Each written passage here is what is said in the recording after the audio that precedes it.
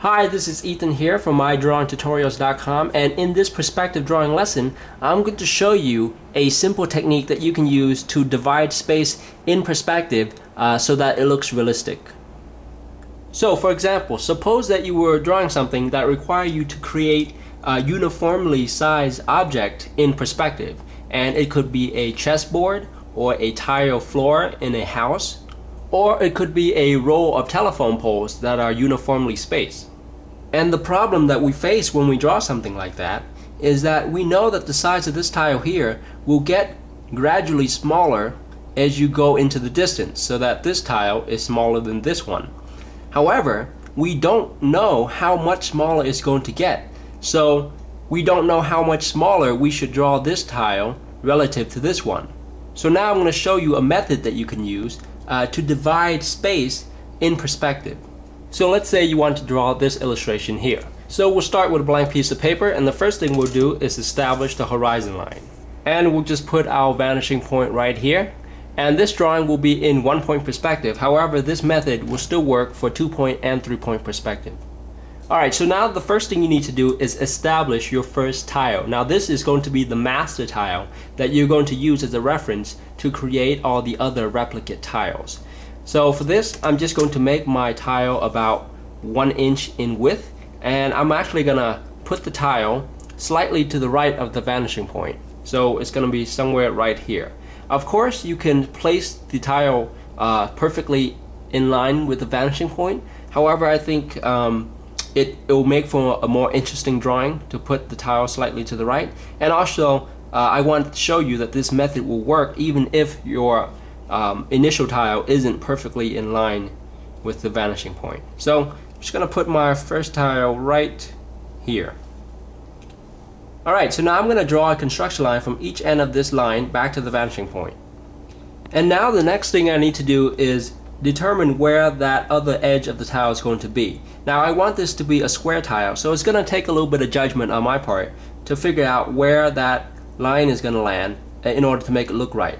And it's gonna take some trial and error on your end if you're new to this, so don't be afraid to erase and redraw to make your first tile look right. But it should be pretty easy. Once you draw a few of these, you're gonna develop a sense for how they're supposed to look. So I'm just gonna take my ruler and play around with it to see where the sweet spot is. And I think right there looks good. Okay, so we have our first tile. Now of course the challenge is to figure out where to put the subsequent tiles. So to figure that out, the first thing we need to do is find the center line of this tile. In other words, we want to find the line that will split this tile perfectly in half. So to do that, we're going to use our diagonal method to figure out the perspective center.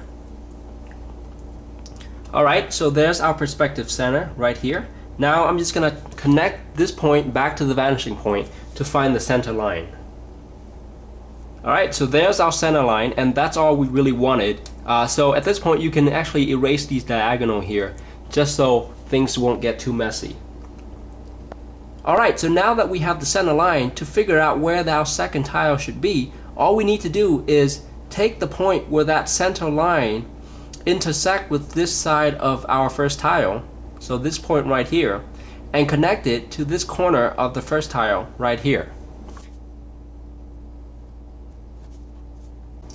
Alright, so this line I just drew, the point where it intersects with this line here, that is where our second tile is going to end. So now I'm just going to draw a perfectly horizontal line right through this point, and that's going to mark off my second tile. And that's it, I have my second tile, and that's the whole method.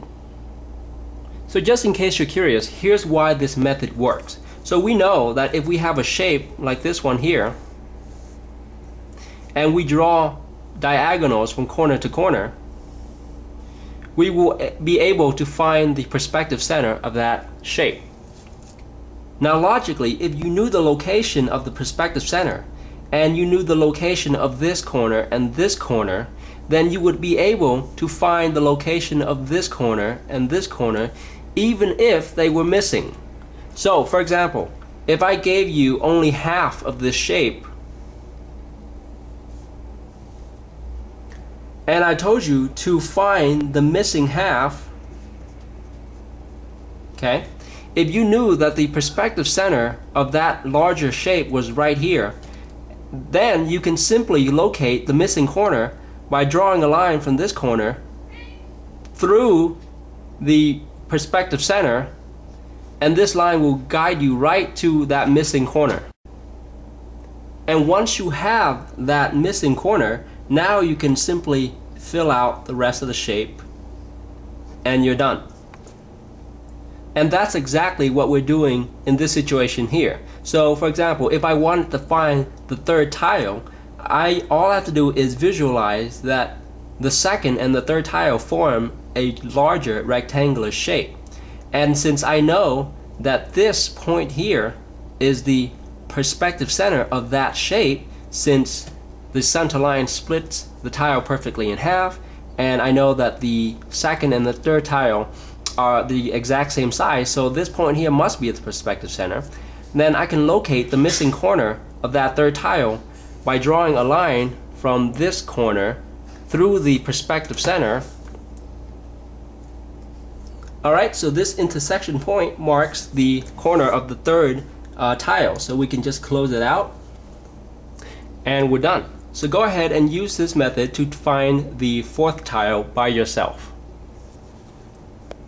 Alright, so now that we divided up this space, now if you wanted to add in the other rows of tile, all you have to do is go down to the first original tile, and since this is one point, the horizontal line won't be affected by perspective, so we can simply measure the length out evenly. So since it's 1 inch, I'm just going to create 1 inches of space. So I marked out 1 inches of space here, and I'll just connect each of these points back to the vanishing point. And now all we have to do next is extend these horizontal lines in order to divide up these segments. And that's it, we have our evenly divided space in perspective. Now of course, once again, you can use this method to draw a whole host of things. These tiles could be tiles on the floor, on a chessboard, they could be windows in a skyscraper, they could be blocks on a sidewalk, or if you turn the drawing sideways, these vertical lines could be evenly spaced telephone poles. So if you use your imagination, this is an extremely versatile technique that you can use for many different situations. Alright, so to wrap up this drawing, let's just shade in some of these tiles in order to make them look more dimensional.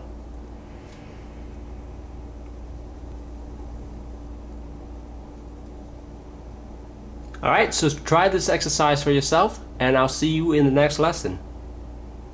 So I hope you enjoyed that lessons. Now if you like more great perspective drawing tutorials, be sure to sign up for my free drawing newsletter at mydrawingtutorials.com/perspective.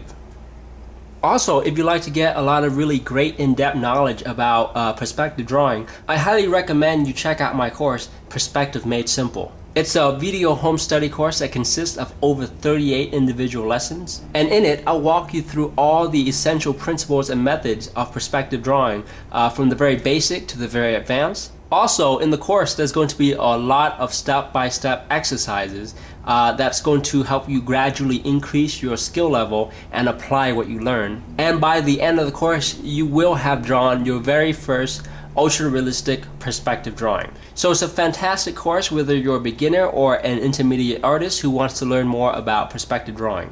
So if you'd like to check that course out, simply go to the URL on the screen, or you can simply click on the link right below this video. Alright, so thank you so much for watching, and if you like this video, please give it a thumbs up and leave a comment below to let me know what you think.